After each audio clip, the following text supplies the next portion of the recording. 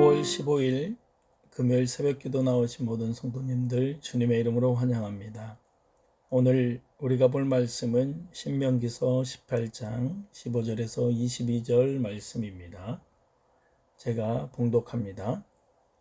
내 하나님 여호와께서 너희 가운데 내 형제 중에서 너를 위하여 나와 같은 선지자 하나를 일으키시리니 너희는 그의 말을 들을지라. 이것이 곧 내가 총회의 날에 호렙산에서 내 하나님 여호와께 구한 것이라. 곧 내가 말하기를 내가 다시는 내 하나님 여호와의 음성을 듣지 않게 하시고 다시는 이 큰 불을 보지 않게 하소서. 두렵건대 내가 죽을까 하나이다 하매 여호와께서 내게 이르시되 그들의 말이 옳도다. 내가 그들의 형제 중에서 너와 같은 선지자 하나를 그들을 위하여 일으키고 내 말을 그 입에 두리니 내가 그에게 명령하신 것을 그가 무리에게 다 말하리라. 누구든지 내 이름으로 전하는 내 말을 듣지 아니하는 자는 내게 벌을 받을 것이요 만일 어떤 선지자가 내가 전하라고 명령하지 아니한 말을 제 마음대로 내 이름으로 전하든지 다른 신들의 이름으로 말하면 그 선지자는 죽음을 당하리라 하셨느니라. 내가 마음속으로 이르기를 그 말이 여호와께서 이르신 말씀인지 우리가 어떻게 알리려 하리라. 만일 선지자가 있어 여호와의 이름으로 말한 일에 증언도 없고 성취함도 없으면 이는 여호와께서 말씀하신 것이 아니요 그 선지자가 제 마음대로 한 말이니 너는 그를 두려워하지 말지니라.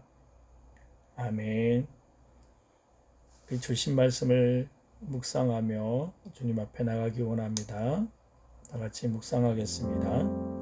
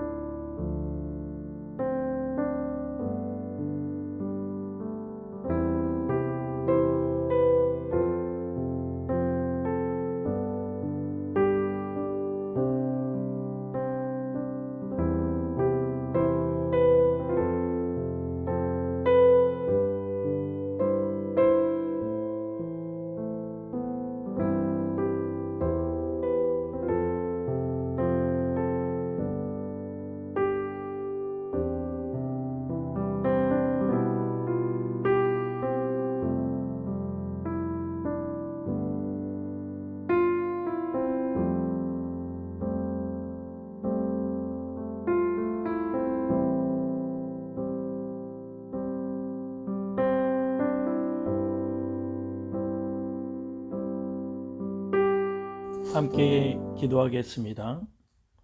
사랑과 은혜가 충만하신 하나님 감사합니다. 오늘 이 하루도 저희들 이 새벽에 주님 앞에 나와 말씀을 듣고 하나님 앞에 또 간구합니다. 이 모든 것들이 우리의 욕심대로 주님 앞에 구하는 것들이 아니라 하나님의 뜻을 분별하고 하나님의 마음을 알아갈 수 있는 우리들의 모습이 될 수 있도록 주님 인도하여 주시옵소서. 오늘 우리의 삶 가운데 하나님의 말씀이 장식이 아니라 내 심령 가운데 살아 역사하는 진정한 하나님의 말씀이라는 사실을 체험하며 살아갈 수 있는 이 하루가 될 수 있도록 주님 함께하여 주시옵소서. 감사드리며 예수님 이름으로 기도드리옵나이다. 아멘. 프랑스 소설가 모팡스의 단편 작품 중 하나인 목걸이에는 모조 목걸이 때문에 일평생을 죄책감에 시달리며 가진 고생을 겪은 불쌍한 여인이 등장합니다. 그 여인은 파티에 참석하기 위해 친구에게 진주 목걸이를 빌렸는데 그것을 그만 잃어버렸습니다. 그녀는 가난했던 고로 그것을 즉시 변상할 수 없었습니다. 고민 끝에 그녀는 잃어버린 것과 똑같은 모조 목걸이를 되돌려 주었습니다. 그러고 나서 그녀는 친구를 속였다는 죄책감에 시달리다가 피눈물이 나는 고생 끝에 진짜 목걸이를 구입하여 친구에게 고백한 후 그것을 건네주었습니다. 그러나 그때의 그녀는 자기가 잃어버렸던 것도 모조품에 불과했다는 것을 알게 됩니다. 결국 그녀는 가짜를 진짜로 잘못 알았기 때문에 그런 험한 고초를 겪어야만 했습니다. 신앙생활도 이와 같습니다. 가짜를 진짜로 알고 모든 열정과 인생을 다 던지는 어리석은 사람들이 우리 주변에 얼마나 많습니까? 문제는 가짜를 확신을 가지고 따르는 사람들이 많다라는 겁니다. 이번 한국에서 코비드-19 사태로 가장 많이 주목받은 이단이 바로 신천지일 것입니다. 그들의 잘못된 신앙관으로 인해 주변에 많은 사람들이 힘들었던 일들이 일어났었습니다. 성경의 잘못된 가르침, 잘못된 구원관으로 신천지에 빠진 많은 사람들이 가짜를 진짜처럼 믿고 살아가며 참 진리가 자기들이라 라고 믿고 있는 이단 안에서 잘 나오는 집단 이기주의를 명백히 보여줬던 그런 모습을 우리는 다 잘 알 수 있습니다. 이런 일들이 일어나게 된 배경은 분명히 여러 가지 이유가 있을 것입니다. 그렇지만 무엇보다도 하나님의 말씀을 제대로 알지 못한 것이 가장 큰 이유라고 생각합니다. 많은 사람들이 이단에 빠져 가족을 버리고 직장을 버리고 자신의 인생까지 바닥으로 떨어지는 모습이 보인데도 아랑곳하지 않고 맹목적으로 믿고 살아간다는 거죠. 가짜를 진짜처럼 말입니다. 우리가 오늘 본 이 신명기 15장 후반부에서도 하나님의 말씀을 전하는 선지자와 그렇지 않는 거짓 선지자를 이야기하고 있습니다. 어제 본 15장 9절에서 14절까지의 말씀을 보면 가나안 민족들이 아직 오지 않는 두려운 미래를 알기 위해 사용했던 여러 가지 주술적인 방법에 대해 지적하고 있는데, 특히 가나안 민족들이 사용했던 주술적인 방법 중에는 자신의 자식을 불에 태워 우상에게 바치는 인신제사도 있었습니다. 성경은 인신제사에 대해 아주 강한 비판을 합니다. 하나님은 가나안 족속들이 사용했던 여러 가지 주술들을 예외 없이 전부 다 금지시켰습니다. 그래서 하나님은 9절에서는 본받지 말라라고 말씀하셨고 11절에서는 용납하지 말라라고 강하게 경고하셨습니다. 그런데 가나안 민족들이 사용했던 방법들은 한 가지 공통점이 있었다라는 것이죠. 그 공통점은 그 모든 행위가 인간이 주도권을 가졌다는 사실입니다. 신의 뜻을 알려고 하는 다양한 방법들 전부 다 자신들이 만들고 믿고 행한 그 모든 일들이 인간이 주도하는 것이었다는 사실입니다. 그러나 오늘 본문에서 하나님의 뜻을 아는 데는 인간에게 주도권이 있지 않고 오직 하나님께만 주도권이 있다라고 말씀하고 있습니다. 이런 사실을 가장 잘 보여주는 구절이 바로 오늘 18절 말씀입니다.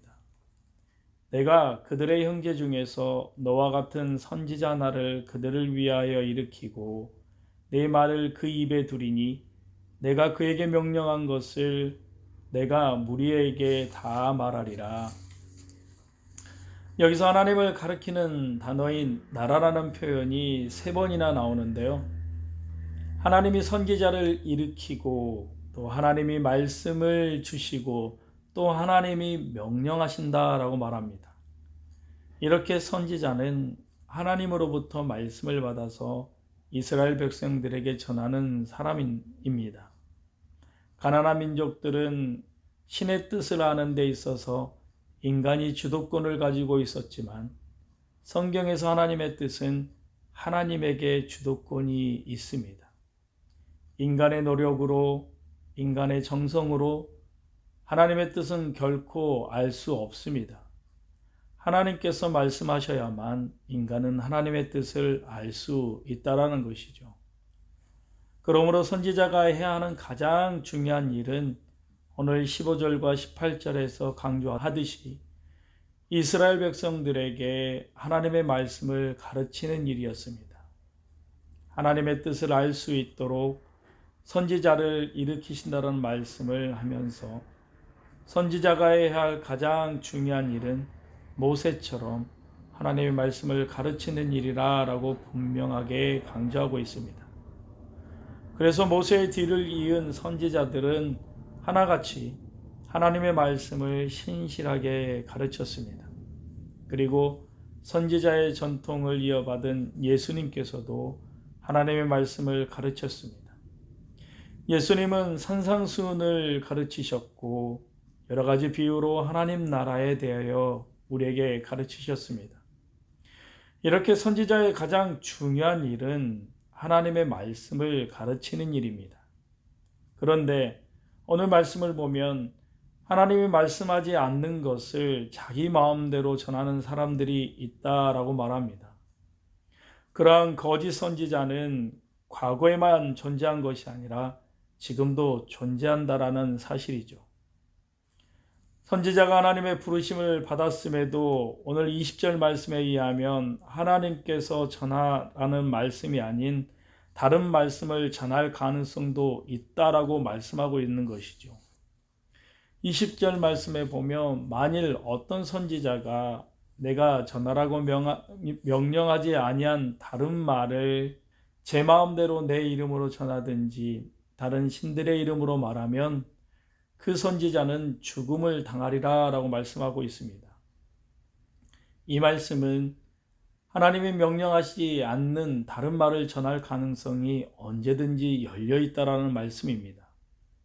참 선지자는 하나님께서 명령하신 말씀을 가감없이 전하는 사람입니다.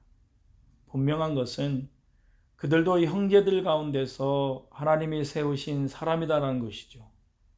그러나 나쁜 것은 개인의 부와 만족을 위해서 하나님의 말씀을 전혀 다르게 전할 가능성이 언제나 열려 있다라는 겁니다.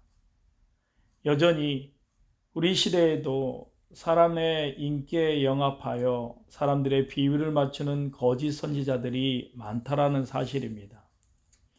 사람들의 마음을 얻기 위한 말을 하고 하나님의 말씀이 아닌 권력의 신여가 될 가능성이 열려 있습니다. 또한 사람들이 무엇을 좋아하는지를 연구하고 그것만을 말할 수 있습니다. 그러나 근본적으로 선지자는 하나님의 말씀을 전하는 사람이기 때문에 칭찬보다는 교훈과 바르게 하는 말씀을 전해야 할 때가 더 많은 것입니다. 사람의 눈치를 보기 시작하고 비위를 맞추다 보면 그는 더 이상 선지자로서의 사명을 감당할 수 없게 될 것입니다. 그런데요, 이런 선지자의 잘못된 말씀을 분별하는 것이 누구의 목으로 남겨져 있습니까? 바로 성도들의 목으로 남겨져 있다라는 겁니다. 본문에는 두 가지 가능성을 말합니다. 첫째는 정당한 하나님의 말씀을 거부하는 경우입니다. 19절입니다. 누구든지 내 이름으로 전하는 말을 듣지 아니하면 벌을 받게 될 것이다 라고 말합니다. 이 말씀은 백성들이 올바르게 전하는 하나님의 말씀을 듣지 않을 가능성은 언제든지 열려 있다는 것이죠. 실제로 예수님께서 오셔서 직접 하나님 나라의 도래를 알리시고 천국 복음을 전파하셨어도 바리새인들과 율법 교사들, 사두개인들은 그 주님을 거부했습니다. 거부한 정도가 아니라 죽이려고 모의하고 결국 정치와 결탁해서 예수님을 정치사범으로 몰아 사형을 얻어냈습니다. 그래서 십자가에 무참히 죽였습니다. 미가야 시대에도 하나님의 말씀은 거부당했습니다. 올바른 복음이 환영받지 못하는 것이 현실이라는 것이죠. 사람들은 자신의 필요를 채우고 자신들의 종교를 지지해 주기를 바랍니다. 그래서 사람들은 자신들의 아픔을 만져주는 복음을 원하는 것이죠. 이런 필요가 거짓 선지자들과 만나게 될 때 기독교 또한 무당 종교로 전락하고 마는 것이죠. 우리의 신앙생활은 어떻습니까? 내 마음을 편하게 해주는 위로의 복음을 원하고 진실한 복음을 원하지 않는 그런 그리스도인이 아닐까 우리 또한 자신을 돌아보며 두려워해야 합니다. 예수님 시대의 제자들과 모여든 무리들 모두가 자신들이 원하는 것만 생각했습니다. 주님이 주시려는 것에 관심이 없었다라는 것이죠. 올바르게 전한 복음을 듣지 못하는 눈멀고 기먹은 사람들이 얼마나 많은지 모릅니다. 그런데 하나님은 말씀하십니다. 이게 진실인지 아닌지 여호와의 말씀인지 아닌지 잘 분별이 가지 않을 경우가 있을 수 있다라는 것이죠. 오늘 21절 말씀입니다.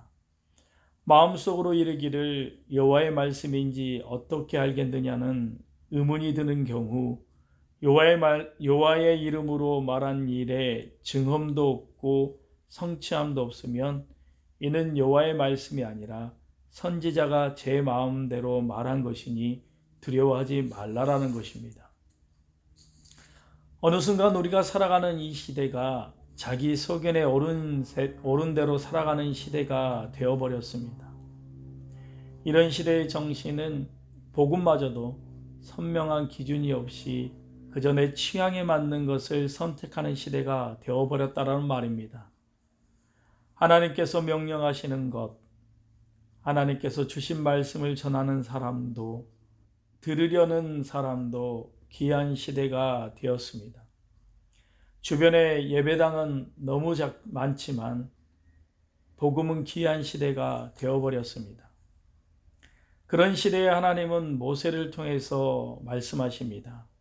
하나님의 말씀을 올바르게 전하는 선지자와 그 말씀을 옳게 분별할 줄 아는 성도가 다 필요하다는 말입니다. 그것은 어쩌면 우리의 선택일 것입니다.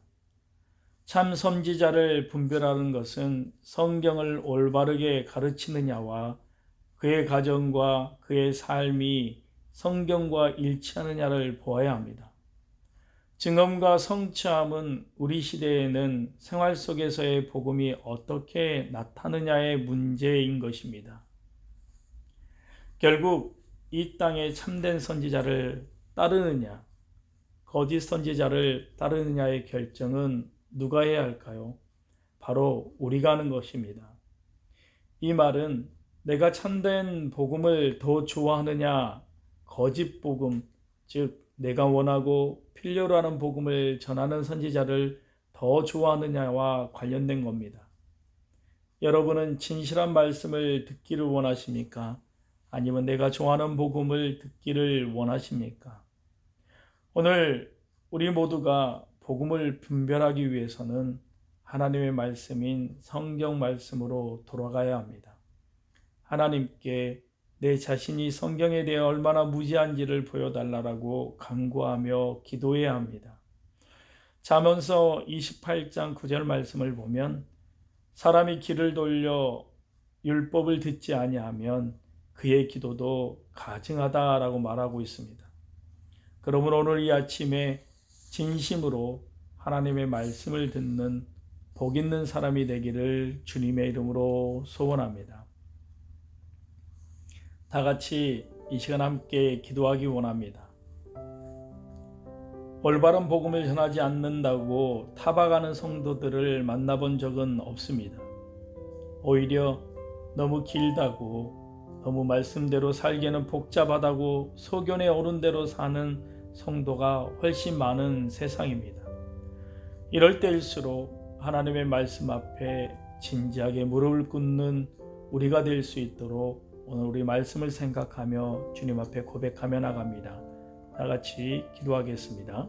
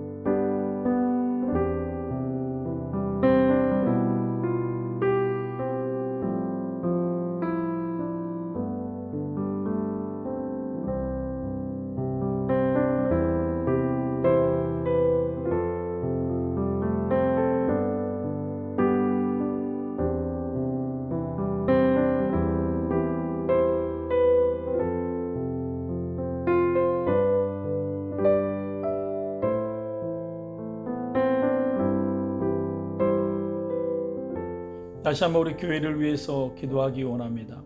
우리 교회 모든 성도들 가운데 하나님의 말씀이 나를 교훈하고 하나님의 말씀이 나를 책망하고 하나님의 말씀이 나를 바르게 하며 하나님의 말씀이 나를 의로 교육하는 체험을 날마다 누리는 그러한 성도들이 될 수 있도록 그러한 가정이 될 수 있도록 함께 기도하고 여러분들의 기도의 제목을 주님 앞에 올려드리길 소원합니다. 다 같이 기도하겠습니다.